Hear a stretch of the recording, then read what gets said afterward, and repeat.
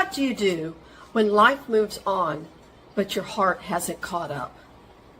On the outside, you might look okay, but on the inside, you're hurting. There's a lot of grief, and you're just overwhelmed. It doesn't show to others, but it's in there. There's times when the world seems awfully loud, and other times when it's very silent. You catch yourself laughing, but you feel guilty because you've lost someone, and you're thinking, I shouldn't be happy. I'm not happy I lost them, but I'm laughing. You might be wondering, if I move forward, does this mean I'm letting go? Can I build a future and still keep their memory? You might be thinking, what does my future look like if they're not here to see it? Loss doesn't leave just a hole, but it really changes your whole foundation. Whether you've lost a spouse, a parent, a child, or a friend, your foundation has changed, and life moving forward, you don't know what to do, but that's not unusual. Today, we're going to talk about honoring the person that you lost and moving forward, you moving forward. And how do you do that? We're going to be talking about honoring their legacy while you are moving forward and finding your footing for yourself and your future. Stick with me, because we're going to be talking about rebuilding, remembering first, and then moving forward. Life doesn't always go as planned, does it? Maybe you're facing a job loss, navigating a divorce, caring for a loved one, or grieving the loss of someone close to you. These moments can feel overwhelming, leaving you wondering, what now? Welcome to Thriving Through Transitions. In this broadcast series, you'll find hope, guidance, and practical advice to help you move forward one step at a time. Each week, Vicki Jern, a compassionate financial advocate, brings you thoughtful insights and actionable strategies to tackle life's challenges head on. From managing financial hurdles to finding balance and building resilience, she's here to help you survive and thrive. So, whether you're amidst a major change or preparing for what's ahead, join us each week to learn from someone who understands and who truly cares. Don't forget to subscribe and follow so you're always ready for whatever life brings your way. Be financially prepared for today and the uncertainties of tomorrow. Welcome to Thriving Through Transitions. I'm Vicki Jern, your financial advocate, and I'm so happy you're joining me for the 4th episode of this series. This is the final episode of the series Grief and Finances, Finding Healing and Hope After Loss. And today's episode is Moving Forward After a Loss. How do we heal and honor those we've lost? The last episode, we talked about loss and how do we start healing, and we talked specifically about finances and that you have to take care of finances and you can't forget about them. But today, we're going to talk about those that you've lost, remembering them and moving forward, maybe honoring their legacy, but also healing and moving forward and figuring out what's next for you. We specifically want to talk about how to move their memory forward so that, because you don't want to forget them, you want to honor them, right? We're going to talk about emotional trigger days that can happen. For instance, birthdays, holidays. We're going to talk about how to move forward through that and handle it. And also how your story might be the lifeline for someone else that's going through this or that will go through this in the future. On the last episode, I talked about a friend of mine who lost her husband and her son in the same year. Let me tell you, 10 years have passed, and she has shared her story with those who have needed to hear it. And it has been so welcoming and so helpful to others. And maybe that will be where you are at some time in your life. There's a moment in grief after the shock settles, people quit bringing food, you need to move forward, and you're trying to do your finances, where you might be sitting and going, and the realization is that I'm really on my own. It finally has settled in. One woman shared with me that it was 5 o'clock in the evening, Monday through Friday.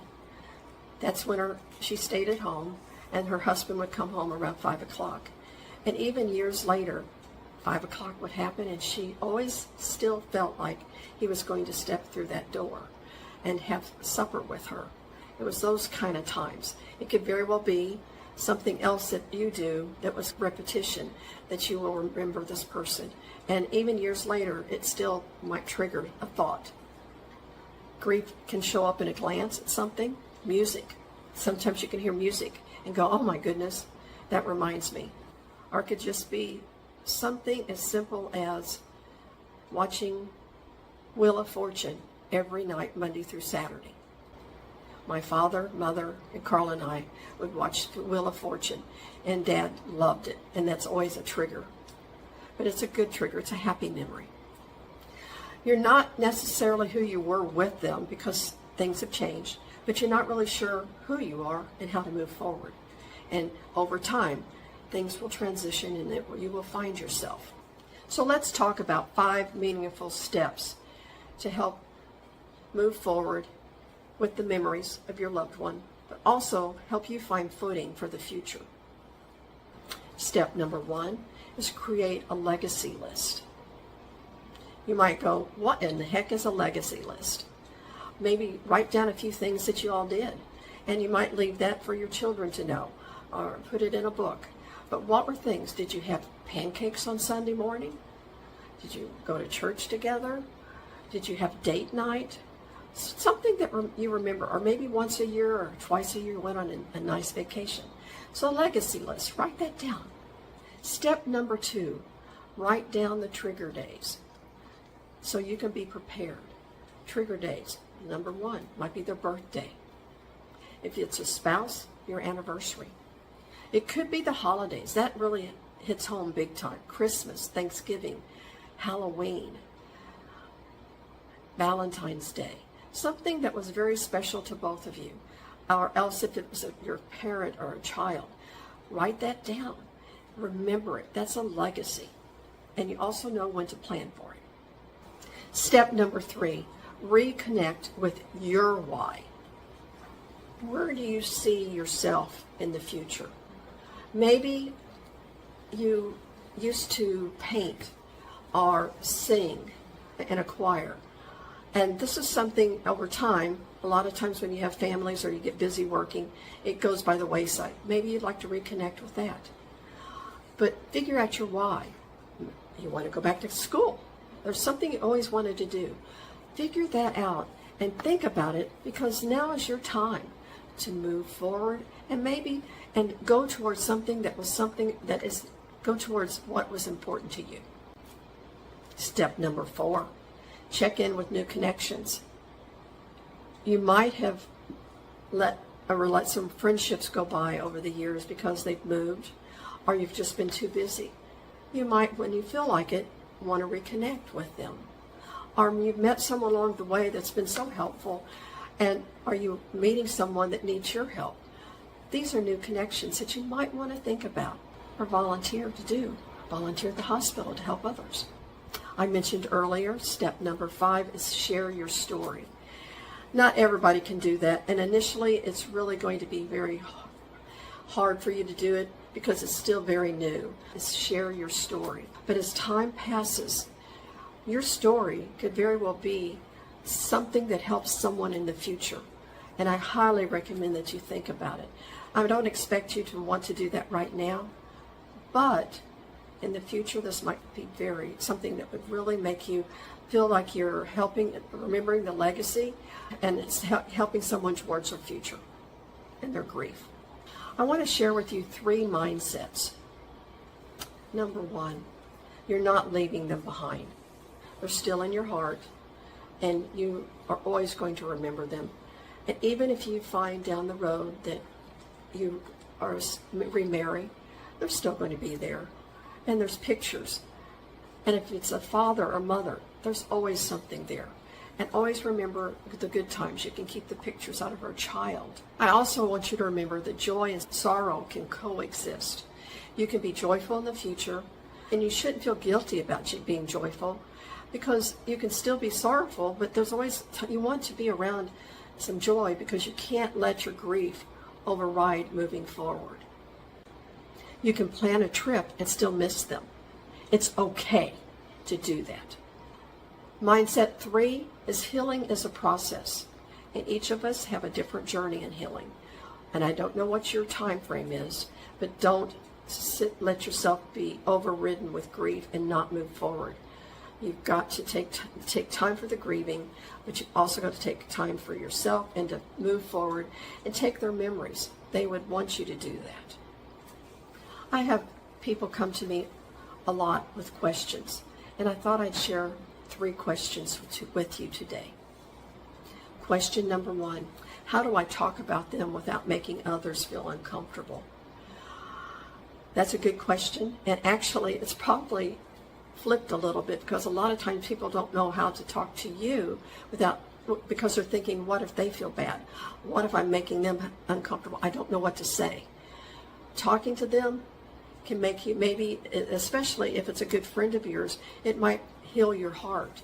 And sharing with them, that's okay, because they might not know exactly what to say to you, but sharing and opening yourself up, they can move forward with your friendship and also know it's okay. Question number 2, I feel guilty for enjoying things. Is that normal? Probably so. I would say it is, because when you first, grief has different stages, and you're going to go through a stage where you probably do feel that way. So it's not uncommon. I hear a lot of people say that they feel that way, but over time you know that you've got them in your heart, and it's okay to move forward and be happy. Actually, you might enjoy something today. That's fine. Step number 3, when should I plan my own legacy? You've gone through a whole lot, and I don't know where you were in the grief, but also in handling finances.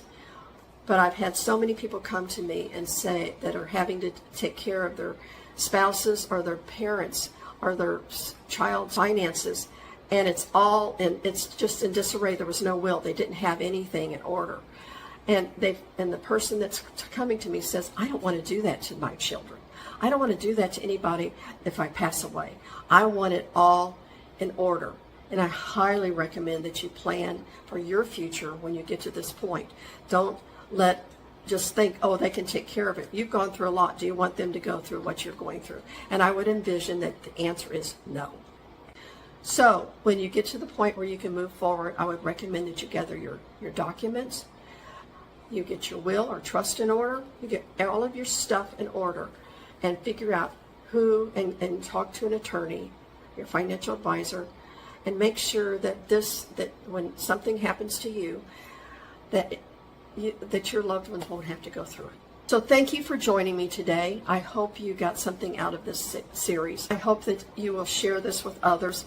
We've gone through so much in this last 4 episodes, from losing someone to dealing with your grief, trying to figure out how to move with the finances, and then how to move forward and still keep their legacy in mind. And something that I would highly recommend, that if you know someone that has lost a loved one, it's always good to let them know that you're thinking about them through a text, through a phone call, even a card. Please keep that in mind, because it means so much to them. So you don't have it all figured out. Just know that you need to take one step at a time. Make sure you don't forget the finances. Make sure you have them, that you don't put your head in the sand, and that it's okay to ask for help. It's not a sign of weakness. And please remember that. If you need to talk to someone, you can call me at Vicki Jern at 832-698-2010. You can go to my website at www.bfinancialpartners.net. But also know that you've got friends out there, loved ones, that want to help you. And when you're ready for that, let them come in. Everybody has their own time to grieve. And if you have a friend that this episodes would be helpful to them, please let them know. Please make sure that you subscribe, so that you will find out and know about other future episodes coming. And I have a surprise for the next episode. I hope that you join us, and it will be coming out the next week. Have a great weekend. And also, remember, I'm Vicki Jern, so be financially prepared for today and the uncertainties of tomorrow.